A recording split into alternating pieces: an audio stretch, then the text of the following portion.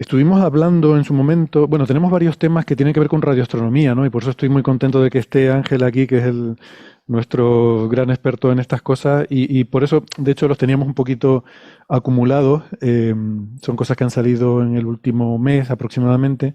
Este no solo es de radioastronomía, sino que viene de aquello, un instrumento que se llama EDGES, del que hablamos en su momento, que está en Australia, ¿no?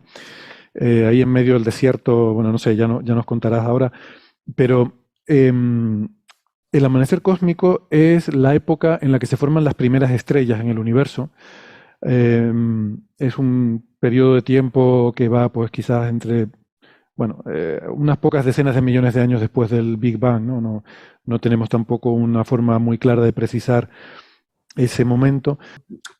Quizá para entenderlo un poco mejor, para verlo un poco más en perspectiva, Ujú. entendiendo la propia evolución del universo desde el Big Bang hasta que llegamos a la época de la recombinación, que son 300.000 años después del Big Bang, que es el momento en que los núcleos atómicos se recombinan con los electrones se recombinan con los núcleos atómicos, se forman los átomos, propiamente dicho, y es cuando finalmente la luz escapa, ¿no? Y es ahí, en ese momento en el que podemos ver ese eco, lo que decimos el eco del Big Bang, la radiación cósmica de fondo. Desde ese momento el gas se va enfriando cada vez más y no hay estrellas que lo iluminen. Entonces hay un momento en que solamente hay oscuridad en el universo. Están las nubes de hidrógeno, básicamente, con un poquito de helio, guiadas por la materia oscura, pero no hay nada que la alumbre. Ha habido un momento en que el gas empieza a condensar porque cae donde están las mayores cantidades de materia oscura y se empiezan a formar, pues, estos primitivos objetos entre galaxias y enanas, grupos pequeñitos de grandes, bueno, de estrellas que van formando estrellas, y en ese momento, que es lo que llamamos amanecer cósmico, las estrellas por fin se encienden y empiezan a encender el gas que está alrededor.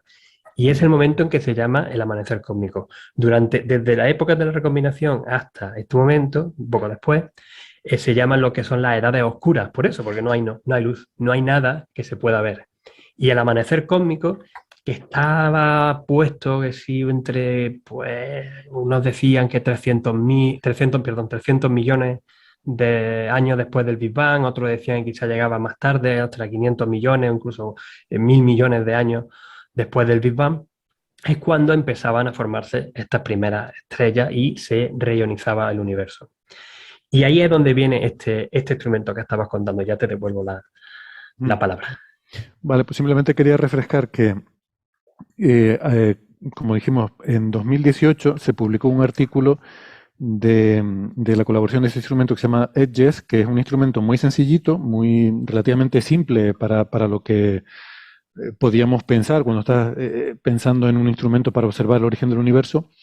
Se publicó en Nature una letter del grupo de este instrumento que básicamente les decíamos que es como algo de 1 metro y pico, un rectangular, como si hubieras puesto una mesa metálica, pues eso en mitad del desierto es como una especie de gran antena que recoge de todo el cielo la emisión de radio en la frecuencia de en torno a 80 megahercios, que es una frecuencia muy interesante porque es donde estaría, por el corrimiento al rojo, la famosa línea astronómica esta de 21 centímetros, que es una línea muy importante del hidrógeno neutro, que la hemos comentado muchas veces, es súper importante en astronomía, y como el 90% de todos los átomos del universo son hidrógeno, pues una línea eh, muy importante, ¿no? Esa línea de 21 centímetros, que son creo que 1400 megahercios, una 1420 megahercios. eso es. Pues por el corrimiento al rojo, en aquella época del amanecer cósmico estaría en torno a los 80 megahercios, que lamentablemente es una frecuencia muy radiofónica. Está muy contaminada por las emisoras de radio, ¿no? Si van a las radios convencionales y miran la frecuencia en FM, típicamente empiezan en 70 megahercios y llegan hasta 100, no sé, 180 o por ahí megahercios, ¿no? Entonces, es una banda que está muy, muy contaminada por la emisión humana, Y ese ha sido uno de los retos para este tipo de estudios. claro. Entonces, este instrumento en el desierto australiano, que no sé si nos puedes a lo mejor comentar un poco más, pero bueno, esto es el antiguo, simplemente publicaron un artículo en el que decían que habían detectado esa señal de amanecer cósmico, esa línea en 78 megahercios. Y además era rara, porque no coincidía con la predicción teórica. Y entonces había que hacer especulaciones ahí sobre por qué no coincidía. Estaba un factor 2, en un factor 2 más profunda de lo que predecía la teoría del modelo cosmológico. Entonces ya se empezaba a sugerir nueva física, que quizás la materia oscura no es como pensamos, sino que tiene algunas, bueno, una serie de cuestiones. Eso fue, como digo, en 2018, lo comentamos en el episodio 169, y a mí me sorprende que haga tanto tiempo de eso, porque yo hubiera jurado que eso fue hace 2 años. Pues ahora ha salido otro artículo, también en Nature Astronomy, en el que un grupo indio, un grupo de investigadores indios, que el investigador principal es Ravi Subramanian, el primer autor es Singh, Saurabh Singh, pues con un instrumento también muy sencillo, pero bastante diferente, un instrumento pues, pequeño también, de 1,5 metros de diámetro o algo así, Más chico, intentan hacer también esta observación. Esto es en un lago, además, lo ponen flotando en el centro de un lago como para que esté más atenuada todo el fondo. Y ellos dicen que no, que eso que encontramos en 2018 probablemente no era la señal del amanecer cósmico, sino, bueno, como bromeábamos aquí, Radio María, que se les habría colado en un instrumento o algo así. Es que hay que volver a poner este estudio en perspectiva, en el sentido de lo que tú has comentado de dónde se encuentra esta banda, esta línea, esta zona del espectro electromagnético en la, en la FM, ¿no? En la onda herciana, en estas bandas, que están muy contaminadas por la interferencia humana. Es una de las razones por las que siempre estos estudios se deben hacer pues, en sitios muy aislados, en mitad del desierto australiano, donde está el interferómetro nuevo, el ASCAP, allí donde se instaló EDGIS.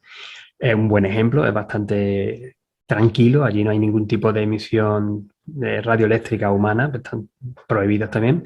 O como han hecho en el nuevo estudio, como bien has comentado, con este nuevo instrumento que se llama SARAS, que es una especie de antena con un cono invertido que está cogiendo la emisión del cielo sobre un lago para minimizar todo el ruido de fondo, porque lo importante aquí es limpiar la imagen, o sea, limpiar los datos que nos llegan, porque lo que se quiere detectar es varios órdenes de magnitud más pequeño, más débil que todo el ruido que lo envuelve. Y ya no solamente me estoy refiriendo a la radiación, a las interferencias radioeléctricas causadas por nosotros, sino estamos considerando cosas como la propia emisión de la Vía Láctea o fuentes extragalácticas, que hay algunas muy intensas, y también los fenómenos que ocurren en la Tierra, en la ionosfera de la Tierra. Entonces, claro, todos estos fenómenos, todas estas fuentes de ruido, porque no son los que queremos medir, entonces el ruido tienen que modelarse y filtrarse para sacar la señal. Y ahí es donde entra todo este estudio. La señal original. Yo quiero enfatizar lo que tú has dicho, varios órdenes, entre 2 y 3 órdenes de magnitud mayor el ruido que la señal. O sea, estás buscando una señal que es 500 veces más débil que el ruido. Posiblemente llegando a 4. Es muy difícil, es extraordinariamente difícil sacar esta señal. En el artículo de 2018 de la colaboración EDGIS, lo que detectaron o lo que consiguieron hacer con estos modelados, estando una componente, la otra componente, en un sitio radioeléctrico bastante tranquilo como es el desierto australiano, pues consiguen sacar una absorción que era bastante peculiar, como ya tú lo has dicho, ¿no?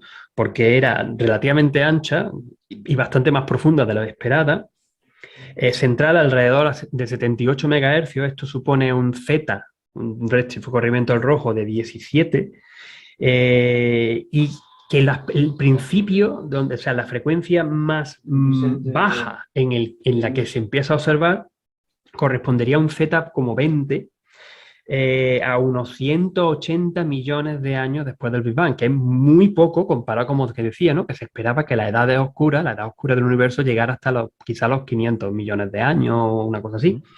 No, a mí, de hecho, me sorprendió eso porque, fíjate, yo dije en la introducción varias decenas de millones de años porque me sonaba de cuando hablamos de este tema que el rango llegaba hasta 70, 80 millones de años, hasta cientos de millones. O sea, como que, bueno, que hay mucho margen ahí. Sí, hay bastante margen. O sea, la señal está más o menos detectada entre 180 y 280 millones de años. está un rango así. Por supuesto, estos números de millones de años también es suponiendo una cosmología. En este modelo se usó los datos de Plan de 2015, la cosmología que daban los datos de Plan de 2015. Que bueno, más o menos es la que hay con ciertas refinaciones. Entonces, lo sorprendente, claro, es que este nuevo estudio con ¿cómo se llama? SARAS-3. Bueno, pues se trata de un radiómetro espectral con esta antena, que es un cono invertido, y que estaba usándose en una frecuencia incluso un poquito más baja, entre 44 y 84 megahercios, también con un estudio exhaustivo de las condiciones, ¿no? De las condiciones alrededor, no solamente evitando las interferencias radioeléctricas producidas por el ser humano, sino también las observaciones hacerlas por la noche, porque así la ionosfera es todavía más tranquila, también coincidiendo de que fuera un momento de no hubiera actividad por la aurora boreales, por actividad del Sol, y evitando la terrestre. ¿Sabes si el tema de hacerlo en un lago es por evitar emisión térmica del suelo o Sí, algo? para evitar un poco de emisión térmica y bajar el ruido, la temperatura de ruido, que es con lo que al final estamos midiendo esta señal. Ujú. Es mucho más fácil de llevar eso si se tiene sobre un lago que es capaz de, una superficie de agua en la que ese tipo de efectos pues, se minimizan con respecto si es sobre tierra, sobre la parte técnica, efectivamente. Entonces, pues, como pasa muchas veces en ciencia, y también lo hemos comentado muchas veces en Coffee Break, y lo comentamos en muchas charlas, lo que queremos hacer es que un experimento solo, bueno, puede estar muy bien, pero hay que comprobarlo de forma independiente. Claro. Y ya de por sí, como bien has dicho, la señal era tan rara, daba a entender que podían existir otros fenómenos tan curiosos, nuevas físicas, y revolver un poco más el modelo cosmológico para intentar ver por qué ya se formaban las estrellas ahí, que se empezaron a hacer nuevos experimentos de distinto tipo, y este es uno de ellos, ¿no? Encuentran, o sea, son capaces de filtrar la señal en el mismo rango y, sorpresa, sorpresa, ellos no ven nada. Y ese es el resultado. O sea, al final es la comparación de ellos con sus modelos, con su sustracción, todo lo que ellos han querido hacer, con mucho cuidado, con este, y no vemos nada. Y ponerse a buscar por qué existe este perfil tan curioso en los datos del artículo de 2018 de Edges. Y lo que creen que posiblemente podría haber habido un error sistemático que no estuviese calibrado de forma que tuviera la forma de una ondulación sinusoidal con un periodo de unos 12 gigahercios y medio. Con eso se podría explicar que apareciese esa forma sinusoidal que del doble, ¿no? Del 20 y pico, de unos 20 megahercios, que estaría que estaría falseando lo que en verdad estaba. O sea, simplemente es algo porque no se ha podido realizar bien las observaciones. Y ellos insisten en que ellos, con sus datos, con su nuevo instrumento, con todo parece bastante bajo control, haciendo unas observaciones similares en las mismas bandas y haciendo también un desarrollo bastante detallado con un MCMC, de múltiples, ¿cómo se llama? El Monte Carlo Markov Chain, Monte Carlo Analysis. Ellos, con una confianza bastante alta, no ven nada. No ven nada. Entonces, ¿qué pasa? O sea, no solo no ven nada, sino que su análisis descarta la señal. Sí. O sea, no es que no la vean, sino que si estuviera la señal que había visto el grupo de Bowman et al, deberían haberla visto y no está ahí, ¿no? Efectivamente, o sea que eso es lo que al final terminan diciendo, ¿no? Que pues que ellos creen, este estudio sugiere que en verdad la señal de 2018, que como hemos dicho, tuvo un montón de bombos, tuvo un montón de sitios, es una cosa bastante chula, bastante gorda, y que daba pie también a que gente teóricos se pusiesen a lucubrar de por qué eso estaba ahí, porque lo estaban observando. Pues quizás se queda en, pues como cuando algunas veces se dice hemos descubierto este exoplaneta y luego no existe cuando se encuentran nuevas cosas. O hemos detectado este fosfano en una atmósfera de un planeta. Fosfano, efectivamente. O sea, pero esto es la ciencia, o sea, hasta que no se reproduce no es descubrimiento, ¿no? Sí, me gustaría recordar un par de cositas, ¿no? La primera es que, bueno, la señal de Edges fue criticada por todo el mundo, Mucha ¿vale? gente, O sea, sí. porque daba demasiada casualidad de que con el instrumento en el que habían visto que tenía como dos antenas a 2 frecuencias básicas centradas y recorría todo un espectro, pero sus frecuencias estaban centradas en 2 bloques y oficialmente solamente uno de ellos debía haber señal y el otro no debía haber señal, ¿no? O sea, en la parte del espectro por debajo de, no recuerdo si eran 90 o 100 MHz, no tenía que verse nada, y por encima de 100 MHz tiene que verse ese perfil en U, que es el que veían ellos, ¿no? Y sin embargo, ellos veían el perfil completamente centrado en su instrumento. Es decir, es como veían el perfil como ajustado al instrumento. Y tú decías, no puede ser que de tanta casualidad de que este hombre que ha estado trabajando tantos años ahí, de hecho, publicó todo con ciencia abierta, es decir, todos los datos que iba obteniendo, conforme lo iba obteniendo casi mensualmente, los iba publicando gratis en Internet. Pero bueno, al final logró ese gran paper en Nature y fue muy criticado. Y entonces este grupo de SIN con los instrumentos SARAS llevan tiempo criticando al trabajo de Edges, ¿no? El SARAS 2, que publicó sus resultados en APJ, en Astrophysical Journal, esto fue como en el año 2019, ya criticaba el resultado de Edges y decía, el resultado de Edges a mí no me sale, ¿vale? A mí no me sale con mi instrumento. Y mi instrumento solo ve una banda más baja porque ellos han quitado la parte de emisión de radio FM, que empiezan en 80 MHz, entonces se quedan más o menos en 80 MHz. Entonces están entre 50 y 80 MHz. Pero ahí es donde ve Edges esa señal que no tendría que verla, ¿vale? Porque el conflicto que ha habido con la señal de Edges es que no tenía que verse esa señal ahí, ¿no? Y entonces, el nuevo instrumento, el SARAS 2, tenía que ver la caída. Una especie de señal en S, una especie de caída en S. Es como una U que baja y sube, pues la caída de la parte del perfil de caída de la U. Y no lo veía en 2019. Entonces hicieron SARAS 3. Y ahora con SARAS 3 publican en Nature Astronomy, tampoco lo vemos. Hemos mejorado la resolución espacial, la sensibilidad, ahora trabajamos, no recuerdo, con 16 kHz o algo así. O sea, trabajamos con mejor resolución en frecuencia y no vemos ese perfil, ¿no? Entonces, claro, ya la cuestión es, como ya lo vimos en SARAS 2, no lo vimos en SARAS 2 y no lo vemos en SARAS 3, ahora ya hasta nos atrevemos a criticar el trabajo diciendo que puede ser la causa de los errores sistemáticos de tal y cual, una especie de ruido, el velo galáctico, no sé cuántas cosas que puedan haber influido y falsear la señal, ¿no? Obviamente eso no pueden hacerlo, porque tú no puedes hablar del instrumento de los de al lado en temas tan finos y tan delicados como son los errores sistemáticos, ¿no? Pero en cualquier caso, lo que a mí me gustaría destacar, más allá de lo que ha contado, Ángel lo ha contado estupendamente, es que hay una componente importante de la comunidad, tanto de cosmólogos como de astrofísicos, que no están cogiendo estos resultados de SARAS como resultados firmes que incumplen con el resultado de Edges. O sea, no ha habido un amplio consenso en la comunidad de decir, pero claramente Edges tenía que estar mal y está mal, porque los primeros resultados, el primer instrumento independiente que verifica esa señal no la encuentra.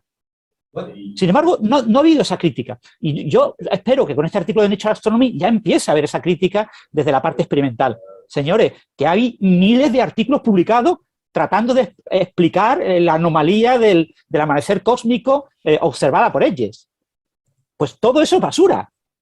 Y hay que tirarlo a la basura directamente, porque probablemente no haya ningún tipo de anomalía en el amanecer cósmico, y el amanecer cósmico sea como debe de ser, según los modelos de estrellas, para la población 3 de estrellas y los modelos cosmológicos, ¿vale? O sea, pero hay esa reticencia ahora mismo y estos resultados estos son indios, es un instrumento que no ha publicado los datos como lo hizo Edges para que toda la comunidad lo viera, sino que solo te publican los resultados finales. Bueno, es un instrumento que a la gente le da menos confianza, ¿no? Entonces, probablemente o cambia con este artículo de Nature Astronomy esa idea sobre estos resultados indios, o probablemente tengamos que esperar a SARAS 4 o probablemente a otro instrumento independiente que verifique esta señal, porque hay una especie como de falta de credibilidad, ¿no? Si vienes de Australia y nada más un señor que tenía, creo que venía de Estados Unidos, así, el que no recuerdo. Pero Sí, bueno, son de la Universidad de Arizona, me parece, sí. los de Edges. Exactamente, que venían de Estados Unidos, se instalaron allí una cosa durante muchísimos años para lograr esta señal, y claro, ese trabajo de tanto tiempo tenía que concluir con un premio Nobel, o sea, tenía que concluir con un artículo en Nature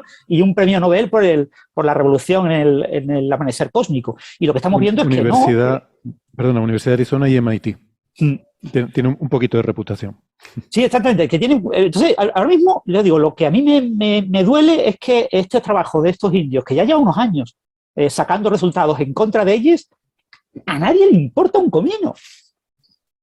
¿Vale? Bueno, yo no sé si le importa. Yo tampoco veo a nadie con los resultados de Edges como que es la verdad absoluta, ¿no? O sea, yo creo que la gente está un poco la expectativa de ver, bueno, a ver qué pasa con esto, a ver si se confirma o no. Eso sí, eso obviamente, esa es la verdad, pero hay una cantidad de trabajos tan constantemente, todas las semanas, varios artículos publicando nuevas maneras de ajustar esa señal del amanecer cósmico, ¿no? Bueno, eso sí, es que... Ahí había una explosión de resultados tremendo y claro, es lo que tienen los artículos en Nature, que llaman mucho la atención y acaba generándose mucho ruido. Bueno, pero ya sabes que cualquier resultado que contravenga un poco el marco teórico establecido da pie inmediatamente a una explosión de papers que lo explican, ¿no? Por supuesto. Así que, por supuesto. Bueno, pues nada, vamos a ver entonces si hay otros grupos, porque estos parecen experimentos relativamente sencillos, o sea, no es que haya que construir un gran telescopio de miles de millones de dólares para investigar esto, ¿no?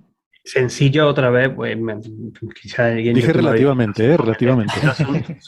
Son sencillos de por sí, el problema es el tratamiento de los datos. El tratamiento para conseguir quitar todo el ruido de todas las diversas fuentes que están contaminando esta señal tan débil que se quiere detectar.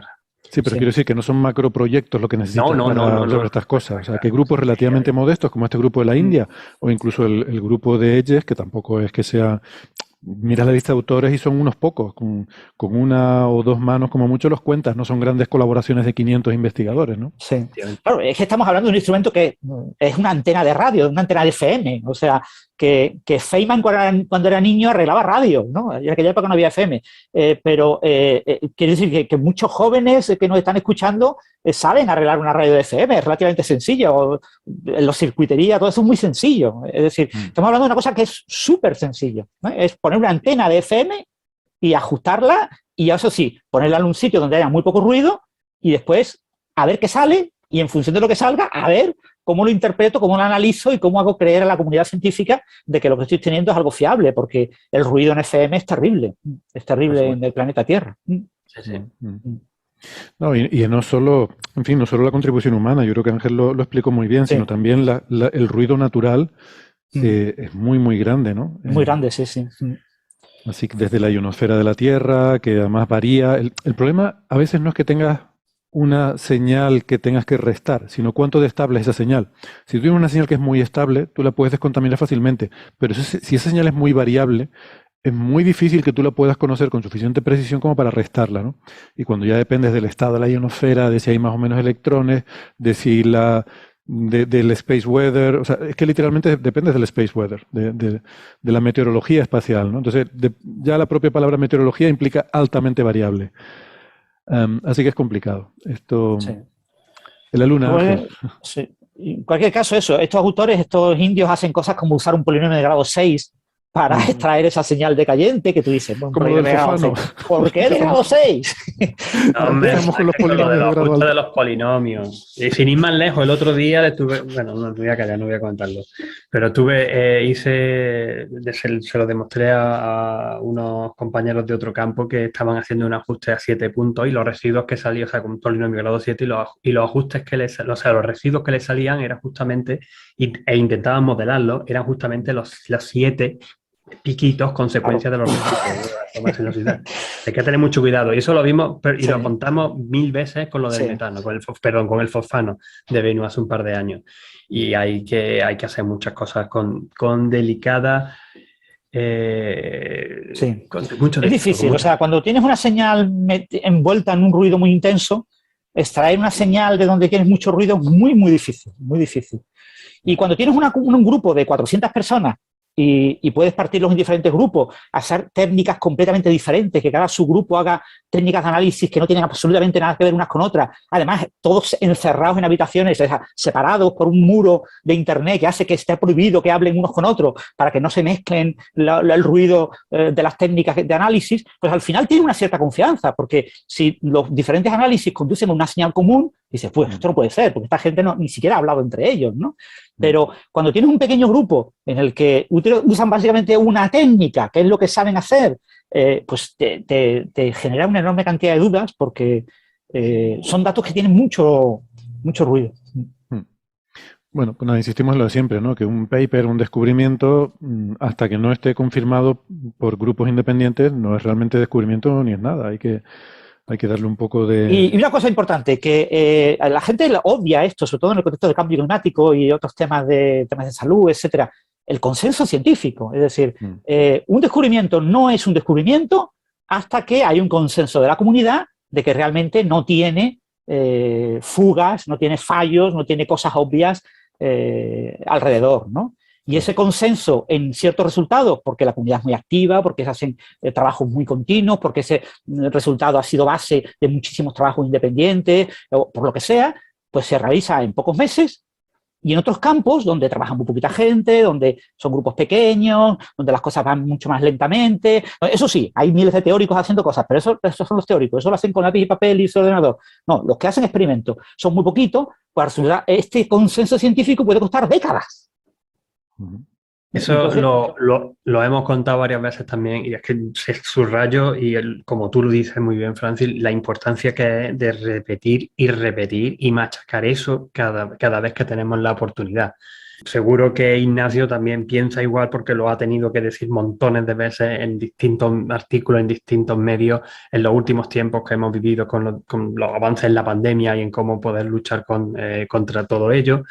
Y es que los vemos. Yo, sin ir más lejos, ayer que tuve la posibilidad de dar una charla virtual a un colegio de Córdoba, un colegio de estudiantes de bachillerato de Córdoba, Las Esclavas, mando un saludo, y se los conté también, le conté justamente lo mismo, una cosa muy parecida a lo que estabas diciendo, ¿no? Conectado con cómo funciona el método científico, cómo avanzamos, cómo se llega a este consenso, y que no es ese titular que sale en un periódico, que también hay que coger muchas veces con pinzas, sino cómo distintos grupos científicos, pues por la forma, por los resultados que nos están dando los experimentos, apoyados dentro de una base teórica de cómo funcionan las cosas, pues vamos avanzando poquito a poco en el conocimiento del universo en distintos ámbitos, y al final pues llegamos a este consenso que decimos, bueno, esto es lo que parece que es cómo funciona. Luego, dentro de 10, 15, 20, 100 años, pues se cambiarán, pues se cambian los paradigmas, que esto es como avanzamos, pero bueno, poquito a poco. Yo sobre esto me gustaría añadir una cosa, y es que la gente, cuando escucha consenso científico, a veces se asusta.